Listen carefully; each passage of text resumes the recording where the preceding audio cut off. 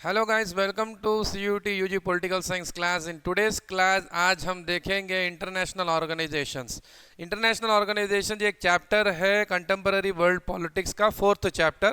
तो अब तक जो हमने देखा है, पहला politics in India since independence हम कवर कर चुके हैं, और इसके बाद सेकेंड बुक जो है कंटेम्पररी वर्ल्ड पॉलिटिक्स का फोर्थ चैप्टर अब हम देखने वाले हैं। Let us go inside the chapter. इस चैप्टर में हम क्या देखेंगे? Specially we are going to see the overview. Okay तो अगर देखेंगे तो इसमें यूएन की बात होगी, स्पेशली कि यूएन कैसा चलता है, यूनाइटेड नेशंस कैसा बनाया गया, उसके आर्गन्स क्या हैं और उसमें रिफॉर्म्स क्या हैं, ये सब चीज़ें हम देखने वाले हैं। उसके साथ साथ दूसरे भी कई सारे इंटरनेशनल ऑर्गेनाइजेशंस हैं, जैसा कि WTO हो गया, वर्ल्ड बैंक हो गया, इंटरनेशनल मॉनिटरी फंड हो गया। ऐसे चंद ऑर्गेनाइजेशंस का भी वर्किंग क्या काम करते हैं वो सब हम देखने वाले हैं। ठीक है, तो लेट अस गो इनसाइड। और यूएन का जब हम देखेंगे तो उसके रिफॉर्म्स में, स्पेशली सिक्योरिटी काउंसिल में क्या रिफॉर्म चाहिए हमको, और इंडिया का क्या दावा है, because India is not a permanent member of security council.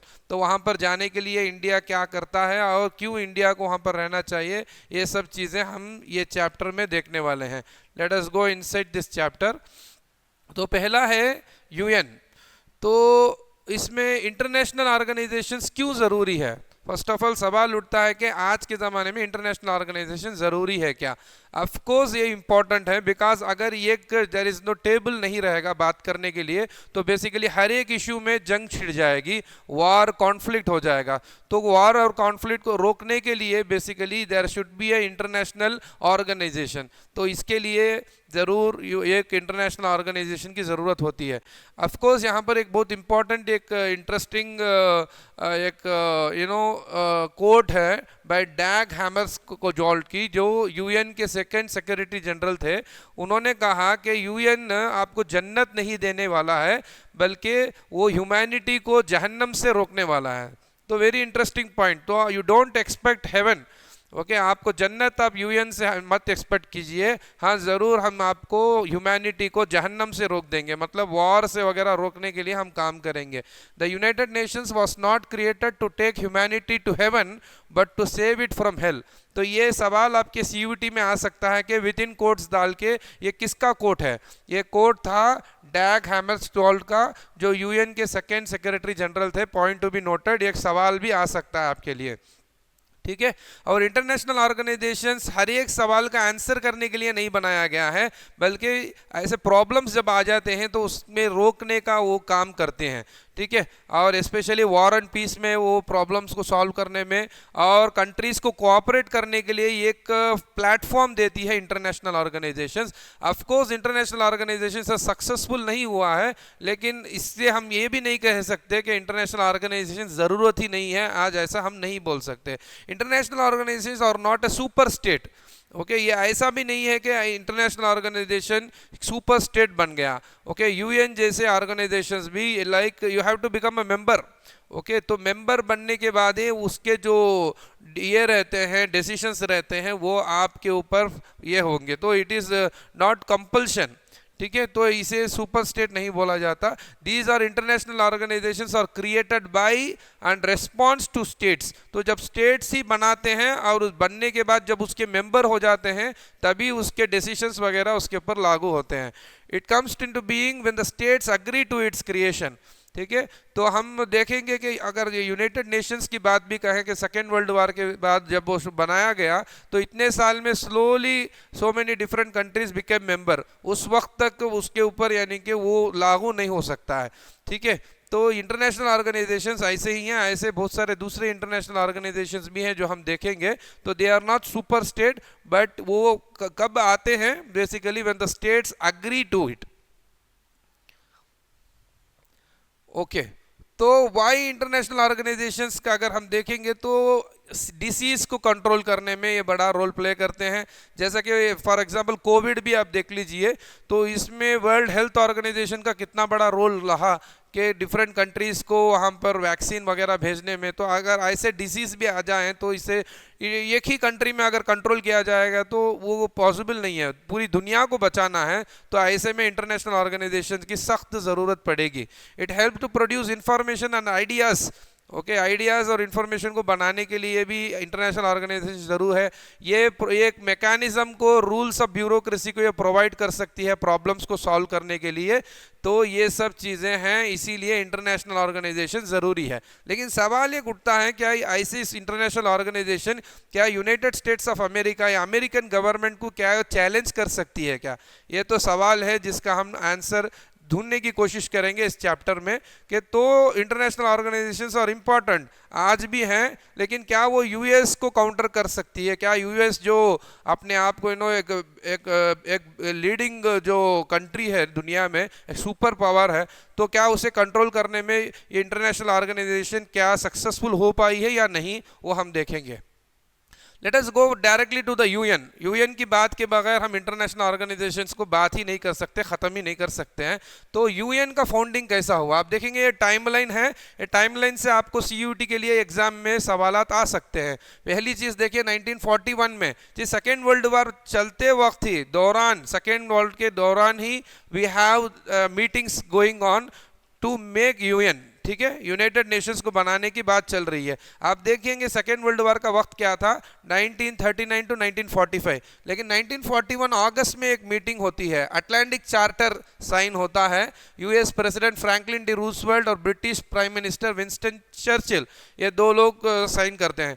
ठीक है, ये पहला था कि अटलांटिक चार्टर साइन होता है। तो ये सब एक एक पार्ट है, फाइनली यूएन पॉसिबल होता है। नेक्स्ट 1942 जनवरी में 26 अलाइड नेशंस जो एलिस थे ये सब मिलते हैं। ओके, और fighting against the axis power, ये लोग वाशिंगटन डीसी में मीट करते हैं और ये अटलांटिक चार्टर को सपोर्ट करते हैं। तो अटलांटिक चार्टर में किसने साइन किया? यूएस और ब्रिटिश प्राइम मिनिस्टर ने साइन किया। यूएस के प्रेसिडेंट और ब्रिटिश के प्राइम मिनिस्टर ने साइन किया। नेक्स्ट 1942 जनवरी में 26 अलाइड कंट्रीज उसे सपोर्ट करते हैं। और उसके बाद 1943 दिसंबर में तेहरान में एक कॉन्फ्रेंस होता है, very interesting. Tehran is from Iran. तो वहां पर एक डिक्लेरेशन होता है 3 पावर्स के जरिए, यूएस, ब्रिटेन और सोवियत यूनियन भी इसमें आ जाता है। आप देखिए 1943 के वक्त में सोवियत यूनियन भी इसमें आ जाता है तेहरान कॉन्फ्रेंस में। ये भी एक सवाल हो सकता है कि कहां पर हुआ था, वेयर एक डिक्लेरेशन हुआ था 1943 में, या यूएन बनने में कौन से ऑर्गेनाइजेशंस, कौन से कॉन्फ्रेंसेस, एग्रीमेंट्स रोल प्ले करे हैं। तो उसमें आप बोल सकते हैं कि अटलांटिक चार्टर हो गया, देन उसे सपोर्ट करने के लिए 26 अलाइड नेशंस आ रहे हैं। Tehran conference has also played a role in making of the United Nations. Next 1945 का फरवरी अगर देखेंगे तो यल्टा कॉन्फ्रेंस में big three decides to organise a United Nations conference बनाने की डिसीजन होती है। तो ये भी सवाल हो सकता है कि in which conference it was decided to have a United Nations conference. वो है यल्टा कॉन्फ्रेंस, जिसमें रूसवेल्ट, चर्चिल और स्टालिन ने, ये जो यूएसएसआर के स्टालिन थे, इन तीनों ने डिसाइड करते हैं कि हमको एक यूनाइटेड नेशंस ऑर्गेनाइजेशन कॉन्फ्रेंस बनाने के लिए एक कोशिश करना चाहिए। और फाइनली वो 2 महीने का कॉन्फ्रेंस होता है। देखिए अप्रैल मई में होता है, 2 month long United Nations conference San Francisco में होता है 2 महीने का। और finally 1945 June 26 signing of the UN charter by 50 nations. Okay, और पोलैंड जो है अक्टूबर 15 में साइन करता है। तो UN has 51 original founding members. How many original founding members are there in UN के फाउंडिंग मेंबर्स कितने थे? आंसर है 51। ओके, और UN was founded on 1945 October 24। तो October 24 is celebrated as the UN day also. ये भी आपका सवाल हो सकता है सीयूटी के लिए कि on which date is celebrated as UN day, United Nations day, और उसका आंसर है 24 अक्टूबर। और इंडिया कब ज्वाइन करता है? अक्टूबर 30, 1945 में इंडिया यूएन को ज्वाइन करता है। ये भी सवाल हो सकता है। तो ये सब टाइमलाइन में बेसिकली ईयर्स, कॉन्फ्रेंसेस जो भी बोले गए हैं, agreements, you have to take note of it, memorise it, and this can come for your CUT exam. Evolution of the UN. अब चलते हैं एवोल्यूशन कैसा हुआ। आप पहले जानते हैं कि फर्स्ट वर्ल्ड वॉर के वक्त जब ख़त्म हो गया तो लीग ऑफ नेशंस बनाया गया था। तो लीग ऑफ नेशंस फेलियर होने से ही बेसिकली सेकेंड वर्ल्ड वॉर आ गया, तो लीग ऑफ नेशन फेलियर हो गया। लीग ऑफ नेशन का मकसद क्या था? दूसरी एक वर्ल्ड वॉर को आने से रोकना, but it did not happen. तो सेकेंड वर्ल्ड वॉर आ गया तो लीग ऑफ नेशन ख़त्म। तो इसीलिए अब सेकेंड वर्ल्ड वॉर के बाद एक दूसरी वॉर नहीं आना है, तो इसके लिए बनाया गया था United Nations. So it was establish in 1945। अभी हमने देखा सेकेंड वर्ल्ड वॉर के बाद इमीडिएटली 1939 1941 से ही काम शुरू हो गया था। अटलांटिक चार्टर होता है, तेहरान कॉन्फ्रेंस होता है, यल्टा कॉन्फ्रेंस होता है, then 2 month long UN conference होता है। फाइनली 1945 में अक्टूबर 24 यूएन कम्स इनटू एग्जिस्टेंस। तो यूएन का ऑब्जेक्टिव क्या था? इंटरनेशनल कॉन्फ्लिक्ट को रोकना। तो UN was intended to bring big countries together to improve the prospects of social and economic development. ठीक है, बस ये जो कंट्रीज थे जो लड़े थे बेसिकली, और उसके जो कॉलोनीज अंडर थे, ये सेकेंड वर्ल्ड वॉर में, फर्स्ट वर्ल्ड वॉर में बहुत ज़्यादा इसमें क्या हुआ था? लॉस हुआ था। बोथ ह्यूमन लॉस भी हुआ था as well as you had very big economic loss as well. तो इसे ख़त्म करने के लिए यूएन को बनाया गया कि यहाँ पर सोशल एंड इकोनॉमिक डेवलपमेंट भी करेंगे। Poverty, unemployment, okay, and health issues, ये सब बहुत ज़्यादा थे उस वक्त सेकेंड वर्ल्ड वॉर के बाद। तो इसे सॉल्व करना भी यूएन का एक मकसद था। 2011 के अगर मुताबिक अगर देखेंगे तो यूएन में 193 मेंबर स्टेट्स हैं, और United Nations general assembly all members हैं 1 ईच वोट। सो ये यूनाइटेड नेशंस जनरल असेंबली जो होता है यूएन का सबसे बड़ा बॉडी होता है, ऑर्गन होता है, जिसमें सब मेंबर स्टेट्स हैं वहाँ पर, और सबको एक वोट रहता है, सब ऑल आर इक्वल। और वहाँ पर दूसरी एक ऑर्गन है यूएन का जो पावरफुल है, वो है यूएन का सिक्योरिटी काउंसिल, जिसमें 15 मेंबर्स होते हैं और 5 परमानेंट मेंबर्स होते हैं जिनके पास वीटो पावर होता है। Who are this 5 permanent members? We need to know. United States है, रशिया है, देन यूनाइटेड किंगडम है, फ्रांस है और चाइना है। तो ये 5 कंट्रीज का नाम आप याद रख लीजिए। These are the permanent members of the UN security council who have the veto power. ठीक है, ये सवाल भी आ सकता है आपके सीयूटी के लिए। अगर हम प्रिंसिपल आर्गन्स ऑफ यूएन देखेंगे तो आप देख सकते हैं कि जनरल असेंबली है, सिक्योरिटी काउंसिल है, सेक्रेटेरिएट है।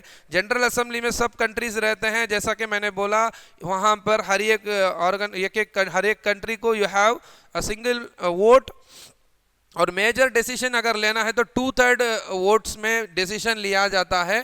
और दिस लेकिन the decisions of the general Assembly is not binding on the members. Very interesting, is the largest organ, लेकिन इसका जो डिसीजन होता है वो बाइंडिंग नहीं होता। किसका डिसीजन बाइंडिंग होता है? सिक्योरिटी काउंसिल का डिसीजन बाइंडिंग होता है। ठीक है, तो जनरल असेंबली में सब कंट्रीज के रिप्रेजेंटेशन रहते हैं, और वहाँ पर जो भी बड़ा डिसीजन 2/3 मेजॉरिटी के साथ होता है, फिर भी बाइंडिंग नहीं है। ओके, सिक्योरिटी काउंसिल में देखेंगे तो जैसा कि मैं ऑलरेडी बता चुका हूँ, 15 मेंबर्स रहते हैं, जिसमें 5 परमानेंट मेंबर्स होते हैं, और ये the 10 other members are elected by the general assembly for 2 years।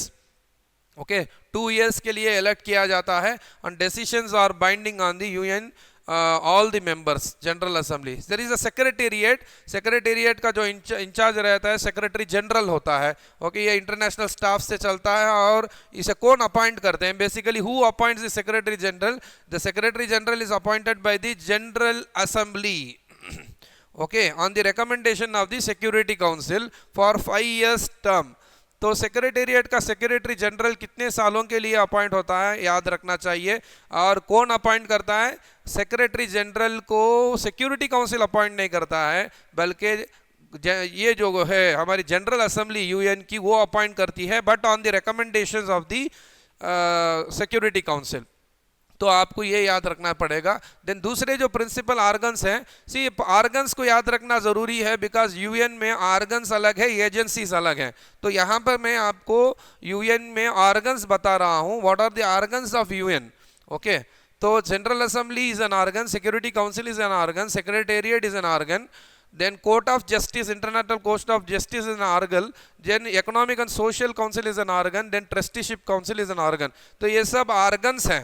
ठीक है, एजेंसीज अलग हैं। ये एजेंसीज मतलब जैसा कि WHO हो गया, यूनिसेफ हो गया, यूनेस्को हो गया, ये सब एजेंसीज है। दोनों में फ़र्क करना ज़रूरी है। सवाल आ सकता है, विच of the following is not an agency of UN, which of the following is not the organ of UN. तो आपको ऑर्गन क्या है, एजेंसी क्या है, ये जानना ज़रूरी है। इसमें से बहुत आसान सवाल आएगा, लेकिन अगर आपको पता नहीं है तो you can not answer it.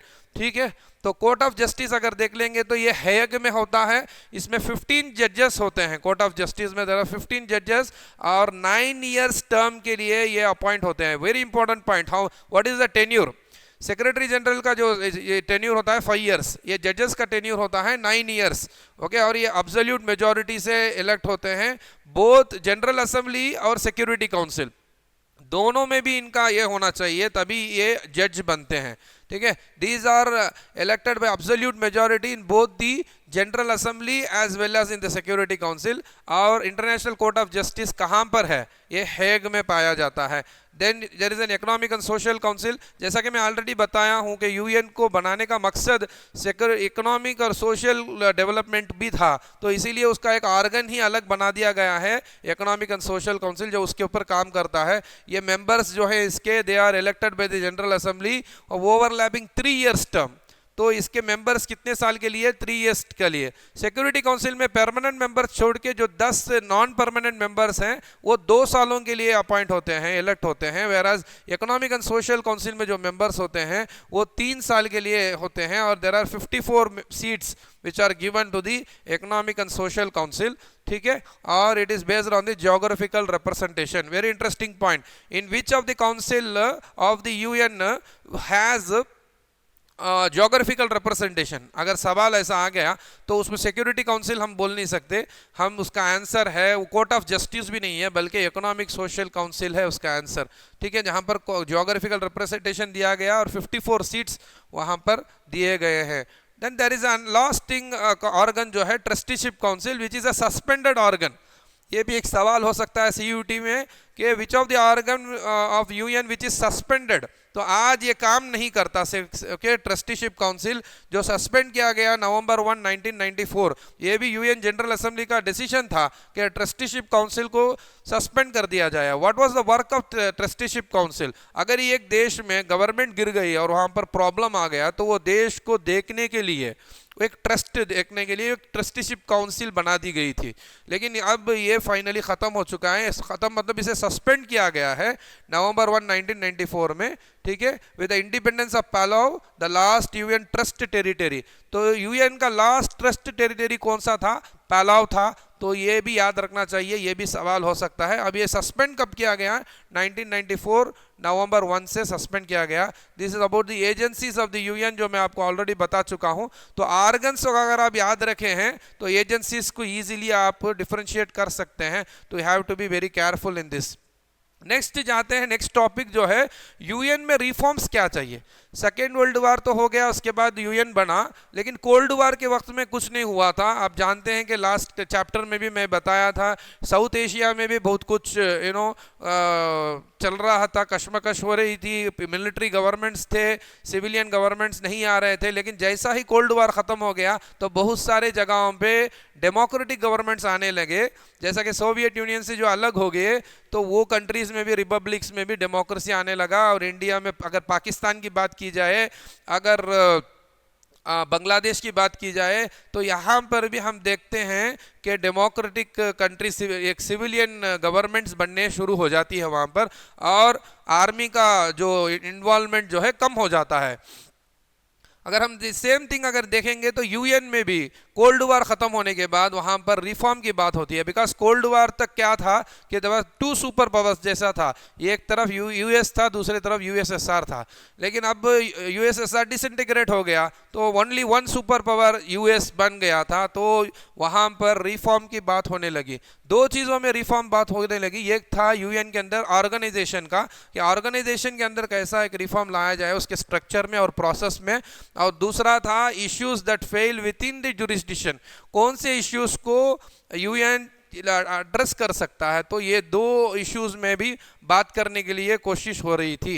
And the biggest discussion was functioning of the security council. तो सिक्योरिटी काउंसिल के फंक्शनिंग के ऊपर बहस हो रही थी, और it was related to the demand of an increase in the UN security council permanent and non permanent members. तो परमानेंट मेंबर्स का क्या हो गया और नॉन परमानेंट मेंबर्स को कैसा करेंगे, तो इसके ऊपर भी बहस हो रही थी। ठीक है, तो सिक्योरिटी काउंसिल के ऊपर मेनली बहस थी। क्यों? सिक्योरिटी काउंसिल आप जानते हैं कि 15 मेंबर्स हैं जिसमें 5 लोगों के पास वीटो पावर था।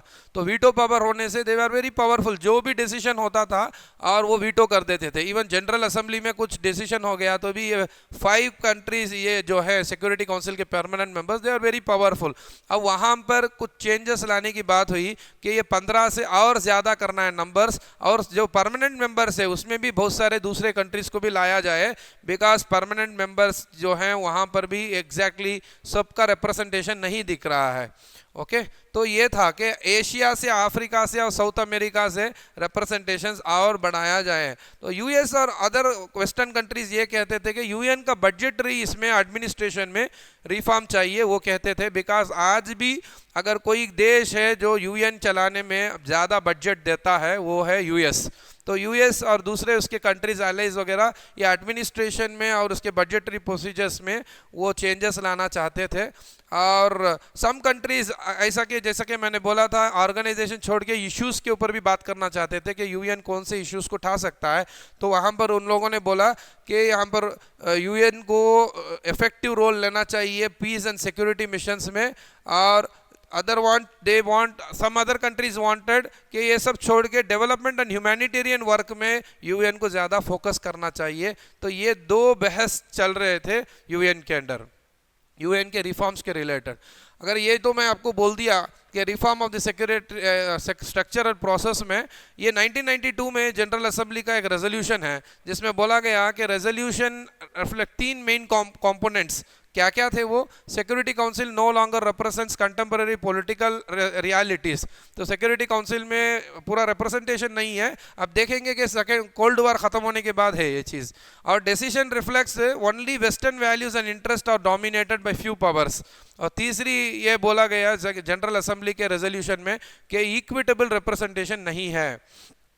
बोला गया है कि सिक्योरिटी काउंसिल में नए मेंबर्स को लाया जाए और उसके लिए सजेशन भी दिया गया कि नंबर 1 वो एक अच्छा इकोनॉमिक पावर हो, वो बड़ा एक मिलिट्री पावर हो, वो यूएन के बजट में कंट्रीब्यूट करने वाला हो, वो पॉपुलेशन में एक अच्छा खासा पॉपुलेशन रखने वाला हो, और वो देश डेमोक्रेसी और ह्यूमन राइट्स को रेस्पेक्ट करने वाला हो, और मोर रिप्रेजेंटेटिव्स आ जाने देंगे। यानी कि ऐसे काउंसिल में वो देश को लेने से रिप्रेजेंटेशन और बढ़ जाए in terms of geography, economic system and culture. तो ये सब बोला गया, लेकिन ऑल दिस थिंग्स इसे इंटरप्रिटेशन में बहुत सारे मुश्किलात हैं। लेकिन सिक्योरिटी काउंसिल में नए मेंबर्स आने की बात हो रही है on the basis of this. ठीक है। वीटो पावर एंड रिफॉर्म, ये इसकी बात मैं ऑलरेडी आपके पास बोला हूं कि वीटो पावर जो होता है उससे क्या होता है कि इवन सिक्योरिटी काउंसिल में सब लोग एक डिसीजन करते हैं, अगर ये कंट्री परमानेंट मेंबर से अपना हाथ उठा के बोल देता है वीटो करना चाहता है तो वो डिसीजन लागू नहीं हो सकता।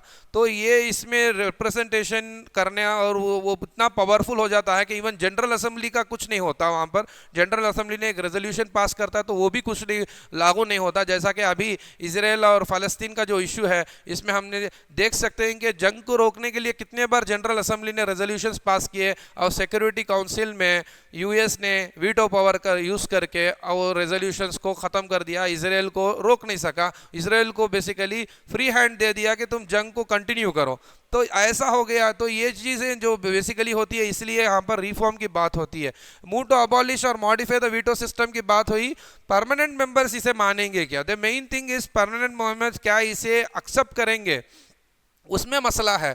Because permanent members is accept नहीं करेंगे because there is a danger, as in 1945 में जैसा डेंजर हुआ था, great powers would loss interest in the world body. अगर ज़्यादा दूसरे लोगों को भी लाया जाए या वीटो पावर को ही ख़त्म कर दिया गया तो ये जो सिक्योरिटी काउंसिल में जो पावर्स हैं ये वर्ल्ड यूएन को ही परवाह नहीं करेंगे और अपनी राय से अपनी मनमानी करेंगे। तो इसलिए वीटो पावर को ख़त्म नहीं कर सकते।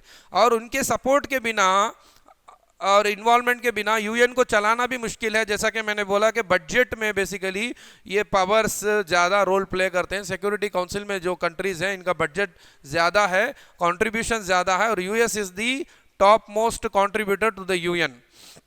यूएन में अगर देखेंगे हम परमानेंट मेंबर्स की, वहाँ पर देखो कैसा वीटो पावर को इस्तेमाल किया गया है इतने सालों में। 1945 से जब से यूएन आया है तो यूएसएसआर ने 135, it is according to the June 1, 2018, ठीक है, ये लेटेस्ट नहीं है, जून 2018 का है डेटा कि यूएसएसआर ने 135 टाइम्स यूज़ किया है, यूएस ने 84 टाइम्स, यूके ने 32 टाइम्स और फ्रांस ने 18 टाइम्स और चाइना ने 11 टाइम्स वीटो पावर को इस्तेमाल करके जनरल असेंबली का डिसीजंस को स्टॉप किया है, सिक्योरिटी काउंसिल के डिसीजंस को स्टॉप किया है। अगर जुरिस्डिक्शन की बात की जाए तो सितंबर 2005 में एक मीट होती है जिसमें ये सब डिसीजंस लिया गया जनरल असेंबली में कि यूएन का जुरिस्डिक्शन क्या होना चाहिए। पीस बिल्डिंग कमीशन बनाना चाहिए, responsibility of the international community ये होना चाहिए, जब अगर कोई देश तो ये हो जाता है, नुकसान हो जाता है, वहाँ पर सरकार गिर जाती है, तो acceptance of the responsibility of international community होना चाहिए, ये बोला गया। ह्यूमन राइट्स काउंसिल बनाना चाहिए करके बोला गया।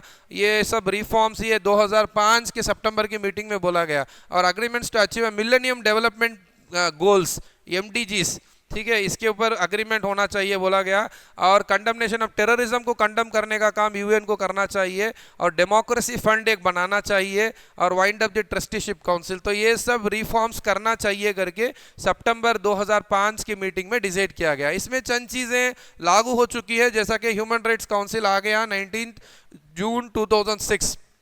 आज जो डेवलपमेंट के बारे में सस्टेनेबल डेवलपमेंट गोल्स जो बात करते हैं वो भी यहीं से आया था। और ट्रस्टीशिप काउंसिल जैसा कि मैंने बोला इसे सस्पेंड कर दिया गया है। तो ये सब चीज़ें यूएन के जुरिस्डिक्शन के रिफॉर्म पे ये मीटिंग के बदौलत आया है, ठीक है।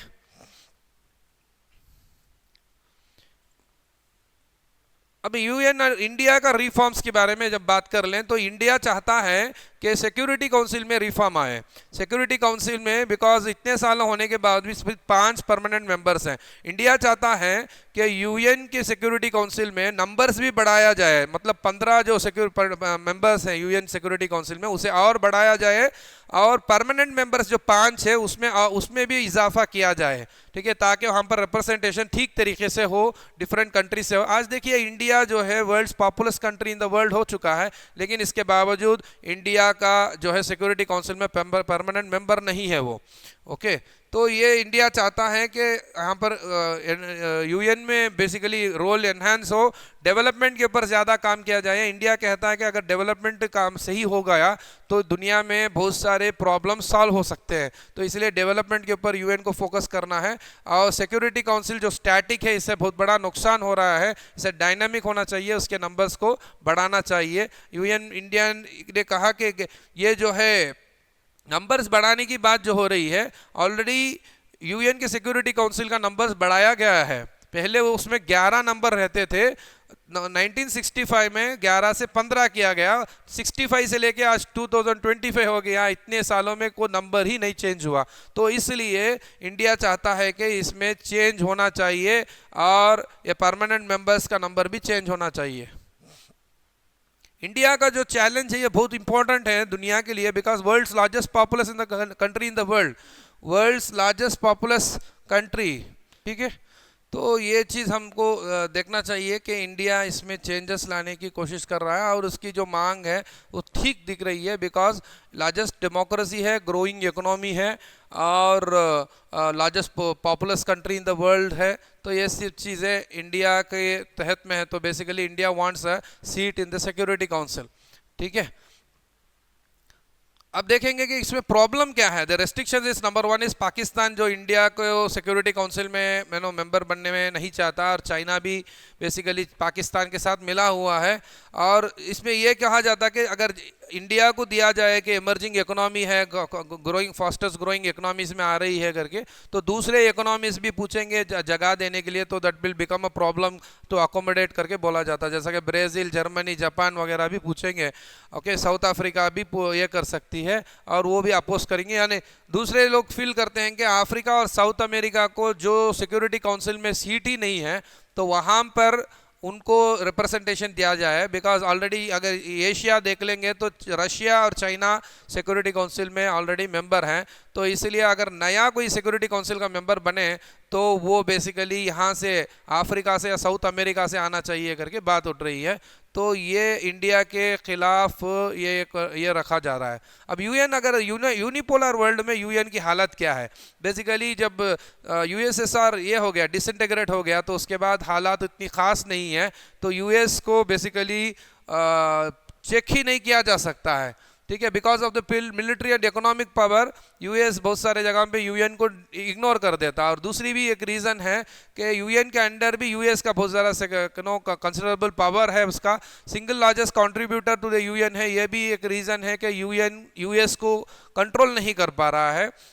और यूएन जो है, यूनाइटेड नेशंस, बेसिकली वो फिजिकली यूएस के टेरिटरी के अंडर में ही है, तो वो भी उसे एक बेनिफिट होता है। और यूएस में यूएन के ब्यूरोक्रेसी के अंदर यूएस नेशनल्स बहुत सारे हैं, और इसके वीटो पावर, ओके, ये भी इसके पास रहने से यूएन के कंट्रोल में नहीं आ रहा है। बेसिकली मतलब ये है कि जनरल असेंबली जो भी डिसीजन लिए उसे यूएन उसे परवाह नहीं करता, अपने पास जो वीटो पावर है उसे इस्तेमाल करता है।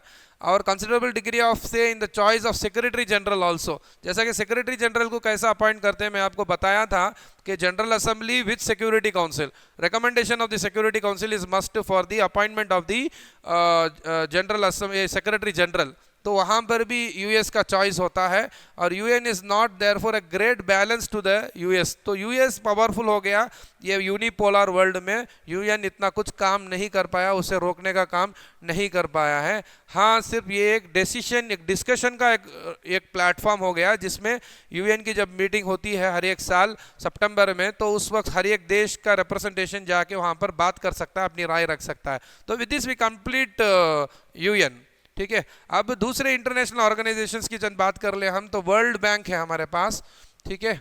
और इसकी अगर हम बात करें वर्ल्ड बैंक की, तो World Bank was created during Second World War. याद रखेंगे World Bank Second World War के बाद नहीं, बल्कि during Second World War itself आ गया था 1944 में। और ये डेवलपिंग कंट्रीज को मेनली फोकस करा था। इसका काम करने का एरिया है human development, agriculture and rural development, environment protection, infrastructure, governance, ये सब चीज़ों में ये काम करता है। और ये लोन्स और ग्रांट्स देता है, ठीक है। लोन्स मतलब वापस देने का, ग्रांट्स है जो वापस देने का नहीं रहता है, तो वो ये दोनों चीज़ें करता है वर्ल्ड बैंक, ठीक है। स्पेशली किसके ऊपर फोकस करता है, डेवलपिंग कंट्रीज के ऊपर। And influences on the economic policies. कौन सा वो ऑर्गन है, ऑर्गन नहीं, अब यूएन की बात हो चुकी है, this is another international organisation, another international body, okay, जो इकोनॉमिक पॉलिसीज को इन्फ्लुएंस करता है वो है वर्ल्ड बैंक। याद है कल की क्लास में भी मैं आपको बताया था, ये इंडस वाटर ट्रीटी जो इंडिया और पाकिस्तान के बीच में साइन हुआ था, उसमें किसका रोल था, वर्ल्ड बैंक का रोल था। तो वर्ल्ड बैंक ने बेसिकली डेवलपिंग इकोनॉमीज के ऊपर, डेवलपिंग कंट्रीज के ऊपर फोकस किया है अपना काम करना। इसके ऊपर एक क्रिटिसिज्म ये उठता है कि इकोनॉमिक एजेंडा को सेट करने के लिए और फ्री मार्केट रिफॉर्म को सेट करने के लिए ये काम करता है। बेसिकली ये डेवलप्ड इकोनॉमीज के फेवर में जाती है करके इसके ऊपर ये एक आरोप है।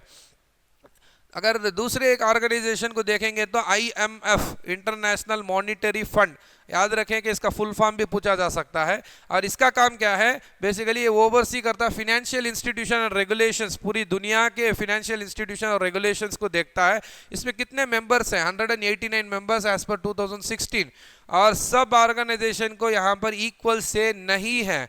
IMF does not enjoy, all the members do not enjoy equal से, मतलब उसका जो जितना पावरफुल इकोनॉमी है उसकी बात ज़्यादा मानी जाती है। जैसा कि G7 मेंबर्स, G7 में कौन कौन है अगर देखेंगे, यूएस है, जापान है, जर्मनी है, फ्रांस है, यूके है, इटाली है, कनाडा है, ये सब कंट्रीज को 41.29% ऑफ द वोट्स दिए गए हैं।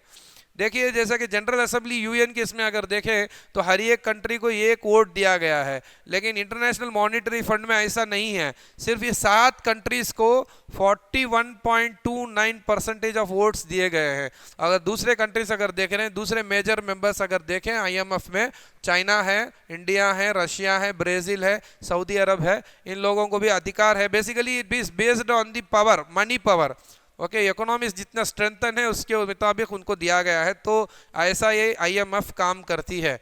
मेंबर कंट्रीज तो इतने सारे हैं, 189 मेंबर कंट्रीज हैं, लेकिन वोटिंग में इतना फर्क है कि G7 मेंबर्स के पास 41.29% वोट्स उनके पास होते हैं। नेक्स्ट ऑर्गेनाइजेशन अगर हम एक देखें तो वर्ल्ड ट्रेड ऑर्गेनाइजेशन WTO। इस पे ऊपर एक सवाल हो सकता है कि इसका सक्सेसर कौन कौन था, यानी कि वर्ल्ड ट्रेड ऑर्गेनाइजेशन किसका सक्सेसर है। ओके, जैसा कि आप जानते हैं UN पहले क्या था, लीग ऑफ नेशन था, उसके बाद UN आया। तो ऐसा ही ये जो है वर्ल्ड ट्रेड ऑर्गेनाइजेशन 1995 में आता है। बेसिकली काम क्या है, ग्लोबल ट्रेड को रूल्स डालने का काम है। अच्छा, इसका पहले कौन सा ऑर्गेनाइजेशन था, गैट करके एक ऑर्गेनाइजेशन था, general agreement on trade and tariff. It is the successor as the successor of the general agreement on trade and tariff created after the second world war। ठीक है, GATT, गैट का full form क्या है, ये भी एक सवाल हो सकता है। Very interesting, very important question. General agreement on trade and tariff, ये सवाल हो सकता है। इसमें कितने मेंबर्स हैं, 164 मेंबर्स हैं एज ऑन 2016 तक अगर हिसाब देखें तो। All decisions are taken unanimously. Okay, तो सब कुछ ये आके IMF में परसेंटेज वोट अलग है, लेकिन वर्ल्ड ट्रेड ऑर्गेनाइजेशन में यूनानिमसली सवाल ये लिया, डिसीजन लिया जाता है, सब लोग मिलके लेते हैं, बिकॉज इसे ग्लोबल ट्रेड को रूल्स बनाना है। बट मेजर इकोनॉमिक्स जैसा कि US है, यूरोपियन यूनियन है और जापान है, ये ज़्यादातर WTO को भी अपने मफाद के लिए, इंटरेस्ट के लिए काम ले लेते हैं। तो ये इनके ऊपर एक आरोप है। The developing countries often complain of the non-transparent procedures of being pushed around by big powers। तो IMF में बात वही हो रही है, और वर्ल्ड ट्रेड ऑर्गेनाइजेशन में तो the decisions are taken unanimously. वहाँ पर भी जो पावरफुल इकोनॉमीज है, स्पेशली वेस्टर्न पावर्स, वो इसे इस्तेमाल कर लेते हैं WTO को। Okay, and another organization which we are going to see is International Atomic Energy Agency, IAEA। तो ये एस्टेब्लिश हुआ था 1957 में। ठीक है, सेकेंड वर्ल्ड वॉर होने के बाद ही यह होता है। On the advice of who was behind the establishment of IAEA, he was US president Dwight Eisenhower. Okay, जिन्होंने बोला था कि एटम्स फॉर पीस का प्रपोजल रखा था। यह सवाल आ सकता है CUET में कि कौन था वो बंदा who was प्रपोजल रखा था एटम फॉर पीस का प्रपोजल, जिसके मुताबिक ये IAEA बना था। तो वो था US का प्रेसिडेंट ड्वाइट एइजनहावर। तो ये नाम आप याद रख लीजिए, जो एटम फॉर पीस का प्रपोजल रखे थे, तो इसी के मुताबिक ये IAEA आया था। तो इसका काम ही क्या है, what is the work of IAEA? It is to seek to promote the peaceful use of the atomic energy. और ये सब जगह पे जाके जहाँ जहाँ no nuclear powers, atomic energy वगैरह रखे हैं, ये सब देशों में जाके इंस्पेक्शन करता है, regularly inspect the nuclear facility, ताकि देख सकें कि एटॉमिक एनर्जी को पावर के लिए इस्तेमाल करें और नॉट फॉर मिलिट्री पर्पसेस। ये देखने के लिए ये ऑर्गेनाइजेशन है। ठीक है, so with this we conclude the fourth chapter, international organization। hope you enjoyed this। पहले इसमें हमने UN को ही मेनली फोकस किया, उसका टोटली ऑर्गन्स को देखा हमने, और उसमें क्या क्या रिफॉर्म है, क्या यूज़ है UN रहने से, ये देखा। और इंडिया की सिक्योरिटी काउंसिल में ये लेने के लिए इंडिया क्या काम कर रहा है वो भी हमने देखा। और इसके बाद दूसरे ऑर्गेनाइजेशंस की बात भी हमने की, जैसा कि इंटरनेशनल ऑर्गेनाइजेशन अगर उठा लिया तो WTO देखा हमने, वर्ल्ड बैंक देखा, इंटरनेशनल मॉनिटरी फंड देखा, IAEA देखा। तो इन सब ऑर्गेनाइजेशन के बारे में भी आपको जानना है, क्वेश्चंस में कम। Thank you very much।